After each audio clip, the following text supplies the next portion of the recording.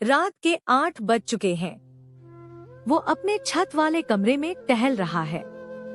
कितनी आवाजें, कितने संवाद, कितने सुख दुख के विचार जैसे उसके भीतर कौंध रहे हैं। कमरे की खिड़की पर पर्दा टंगा है। वो पर्दा हटाकर सामने दिखते शहर के फ्लाईओवर पर आती जाती गाड़ियों को देखता है। गाड़ियों की आवाजों के बीच एक एम्बुलेंस के सायरन की आवाज बिल्कुल स्पष्ट सुनाई देती है। शायद उसकी डेड बॉडी घर ले रहे हों। ओ कितना दुखद है ये सब। अभी 40 की उम्र भी नहीं हुई। बच्चे छोटे हैं। क्या वाकई ईश्वर इतना निर्दयी हो सकता है? कैसे झेल पाएगा परिवार ये दुख? क्या वाकई हम सबके जीवन में इतनी अनिश्चितताएं हैं? निश्चितता केवल एक छल है। बस ये समय भी क्रूरता के साथ गुजर जाएगा। हाँ, समय किसी की परवाह कब करता है? उसने जैसे किसी आभासी व्यक्ति से कहा हो। उसके सिवा वहाँ था ही कौन आज शाम को बाजार में, जब वो एटीएम से पैसे निकाल रहा था और उसके दिमाग में महीने के पहले चुकाए जाने वाले बिलों का हिसाब किताब नाच रहा था, तभी उसके मोबाइल की कॉलर ट्यून बजी। अभी हाल ही में एक पॉपुलर वेब सीरीज में बजते म्यूजिक की धुन उसने कॉलर ट्यून सेट की थी।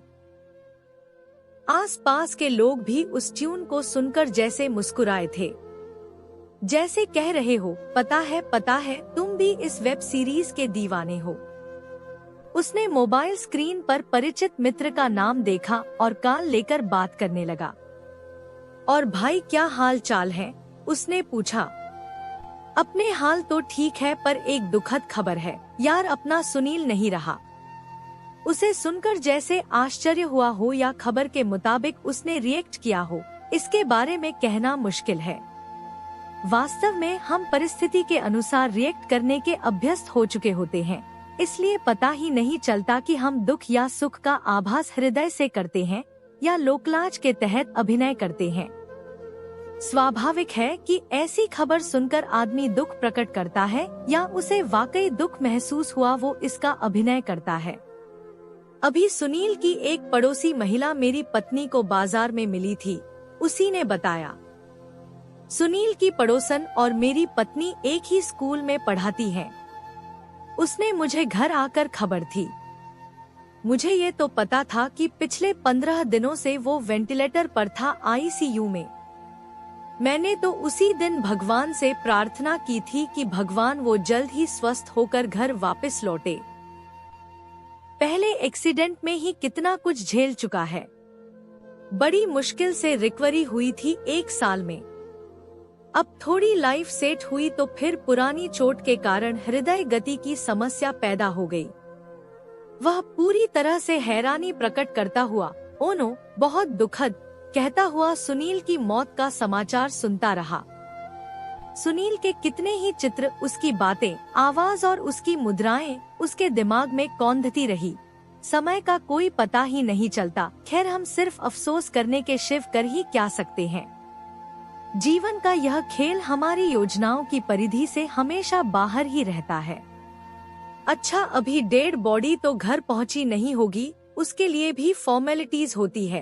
अस्पतालों का अपना हिसाब किताब है। खैर, अंतिम क्रिया की कोई सूचना मिली तो चलते हैं, कहकर उसने फोन काट दिया। कितनी ही गाड़ियां सामने सड़क पर से लगातार आती जाती गुजर रही थी। दुनिया को किसी की मौत से क्या फर्क पड़ता है? बाजार की इस भीड़ में उसके दिमाग में क्या चल रहा है, इससे किसी को क्या लेना देना। उसी तरह जैसे भीड़ में आते जाते कितने ही इंसानों के दिमाग में क्या चल रहा है, इसका उससे कोई लेना देना नहीं। रोजाना कितने लोग पैदा होते हैं और मर जाते हैं। दुनिया यूं ही चलती रहती है। जैसे कोई खेल चल रहा हो, जो हार गया वो खेल से बाहर, मतलब उसका गेम ओवर। अभी पिछले महीने जब उसके ससुर को अचानक सांस लेने में तकलीफ हुई तो रात के 9 बजे थे। शहर के अस्पताल में दिखाया तो 100 किलोमीटर दूर एक बड़े सुपर स्पेशलिटी अस्पताल में रेफर कर दिया। एम्बुलेंस में ऑक्सीजन लगाकर और कुछ एहतियात के इंजेक्शन देकर आनन फानन में बड़े अस्पताल जाना पड़ा। अस्पताल पहुंचते ही थोड़े चेकअप के बाद 35,000 रुपए भरने के लिए रिसेप्शन से फॉर्म मिल गया। किसी न किसी तरह पैसों का जुगाड़ हुआ, इलाज शुरू हो गया। आदमी को बचाने की खातिर एक बार तो सब हर कठिनाई को सहन कर लेते हैं। अस्पताल वालों को भी शायद कई बार आदमी की इसी कमजोरी के चलते पैसा बटोरने का अवसर सूझता हो, पर ऐसे समय में अस्पताल के डॉक्टर भगवान से कम भी कहाँ होते हैं। 1.5 घंटा ही बीता था कि समाचार मिला कि ससुर जी नहीं रहे। इस दुख के अवसाद को संभालते हुए डेड बॉडी लेने की बात हुई तो अस्पताल प्रशासन ने 50,000 और मांग लिए। 50,000 किस बात के, अभी 35,000 तो पहले ही भरवा चुके हैं। शायद पत्नी के चाचा ने कहा था। रिसेप्शन पर पूछा तो नर्स ने बिल दिखाते हुए कहा कि मरीज को बचाने के लिए कुछ स्पेशल इंजेक्शन लगाने पड़े, पर अफसोस कि मरीज नहीं बच सका। इंजेक्शन बहुत महंगे थे, उसी का 50,000 और बिल में जुड़ गया। आनन फानन में 1-2 रिश्तेदारों को फोन किया तो पैसे आते आते 2 घंटे बीत गए। खैर बिल चुका दिया गया। अब नया टंटा खड़ा हो गया कि पहले पुलिस रिपोर्ट होगी कि मरीज की मौत अस्पताल में हुई है, पोस्टमार्टम जरूरी है, इसलिए पुलिस कार्यवाही होने के बाद ही बॉडी मिलेगी। मेरा दिमाग भन्ना गया हो जैसे। ये कैसे हृदयहीन लोग हैं, मरने के बाद भी उसके शव पर ऐसा ओछापन। मरता क्या न करता। पुलिस वाले आए तो उन्हें एक साइड में ले जाकर उन्हें समझाने की कोशिश की कि हम पोस्टमार्टम करवाना ही नहीं चाहते। पुलिस वालों को अपने रजिस्टर भरने होते हैं कि जी नियम कानून है, हम ऐसे कैसे बिना पोस्टमार्टम के शव ले जाने दें। खैर मैंने 5,000 और उन्हें चुपके से थमाया तो सारी फॉर्मेलिटी झट से पूरी हो गई। नियम कानून पूरे हो गए और तब जाकर ससुर के साबुत शव को घर लाकर अग्नि नसीब करवा सके। उसके दिमाग में जैसे पूरी फिल्म घूम गई हो। कितनी बार सोचा है कि हेल्थ पॉलिसी लेकर रखूं। भगवान न करे कहीं ऐसी समस्या आ जाए तो कैशलेस की सुविधा तो अस्पताल में मिले।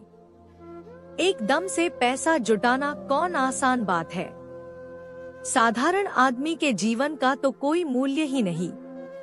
अचानक मर न जाए, अचानक गंभीर बीमारी से पीड़ित न हो जाए, इसी बात का भय तो आदमी को डराता रहता है और इसी डर के चलते वो बीमा कंपनियों की शरण लेने मजबूर होता है। मतलब ठीक ठाक रहते हुए भी वो एक अनिश्चित परिस्थिति का सामना करने के लिए मूल्य चुकता रहता है। क्या सुनील ने भी ऐसा कुछ इंतजाम किया होगा, जैसे उसकी स्मृति फिर उसे वापस अपने कमरे में ले आई। बड़ा जीवंत युवा था सुनील, हंसमुख, अपने काम में निपुण। जब तक पक्की नौकरी नहीं मिली, हर छोटी बड़ी कंपनी में पूरे तन मन से जुटा रहा। फेसबुक पर भी हमेशा पॉजिटिव। जब एक्सीडेंट में उसकी किडनी डैमेज हो गई और अंदरूनी इन्फेक्शन के कारण उसका लीवर भी क्रिटिकल कंडीशन में हो गया तो उसे 3-4 महीने अस्पताल में रहना पड़ा। पूरा 1 साल दवा चली।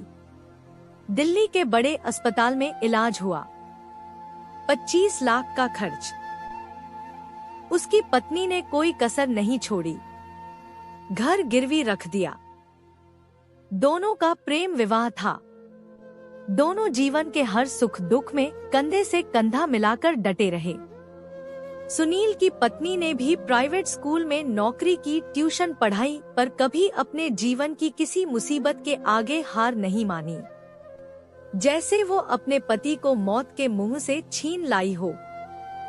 जब सुनील स्वस्थ होकर घर लौटा तो उसने जैसे नई ऊर्जा के साथ दोबारा काम शुरू किया। बैंक की परीक्षा क्लियर कर असिस्टेंट मैनेजर हो गया। जीवन में खुशियां जैसे दोबारा खिल गई हो। पुराना घर बेच दिया।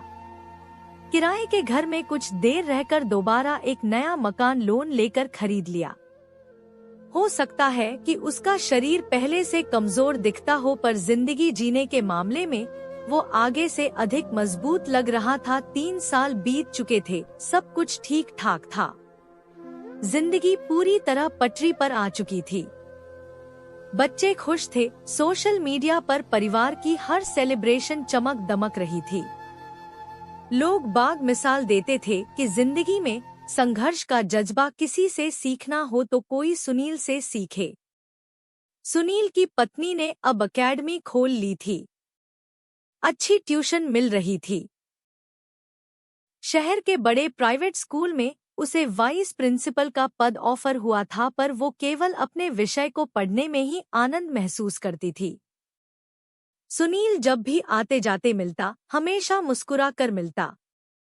लगता ही नहीं था कि ये आदमी मौत से लड़कर लौटा है। एक मध्यवर्गीय आदमी अपने पूरे जीवन में जितना कमाता है, उतना तो ये एक एक्सीडेंट के इलाज में ही गवा बैठा, पर चेहरे पर कोई शिकन नहीं। वाकई जिंदगी में सबसे कीमती जिंदगी होती है, वो सलामत रहे तो सब कुछ बच जाता है। और अभी उम्र ही कट थी, सिर्फ 35 साल। किसी ने कहा है कि जब सुबह होती है तो अंधेरा मिट जाता है, पर शाम होते गई वो अंधेरा फिर लौटता है। वास्तव में सुबह हमेशा अंधेरे के घेरे में रहती है और अंधेरा ही वास्तविकता है, वो कभी कहीं नहीं जाता। जैसे व्यक्ति की मृत्यु उसके जन्म के साथ ही निश्चित होती है, सदा साथ साथ परछाई की तरह चलती है। इंसान दुनियादारी के चक्कर में उसे भूल जाता है, पर भूलने से चीजें मिटती तो नहीं। वो कहीं ना कहीं किसी अंधेरे कोने में ताक लगाकर बैठी रहती है और समय आने पर झपट्टा मारकर दायरे में आने वाले शरीर को दबोच लेती है। सुनील के साथ भी ऐसा ही हुआ। उसके पुराने जख्म जो शरीर के कहीं गहरे भीतर बैठे ठीक होने का अभिनय कर रहे थे, दोबारा जीवंत हो गए।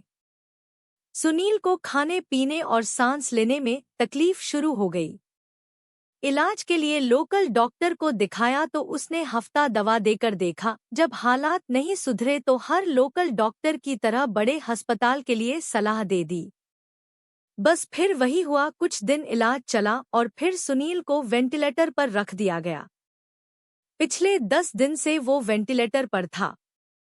जिंदगी पीछे छूट रही थी, अस्पताल का बिल आगे बढ़ रहा था, पर इस बार पक्की नौकरी के कारण मिला मेडिकल बीमा अस्पताल वालों के लिए एक अवसर था और सुनील की घरवाली के लिए एक उम्मीद। आखिरकार उम्मीद टूट गई। अब जब उसे सूचना मिली तो वो जाने कितने सोच विचार करता हुआ इस बात के बारे में सोच रहा था कि आखिर आदमी किस उम्मीद से जीता है, किस बात को लेकर निश्चिंत रह सकता है। क्या केवल ये सारे आभास भी क्षण भंगुर है? समय बीतता है तो फिर वापस उसी तरह अपने जीवन में उसकी जिम्मेवारी में अनिश्चितता को परे रखकर जीने लगते हैं।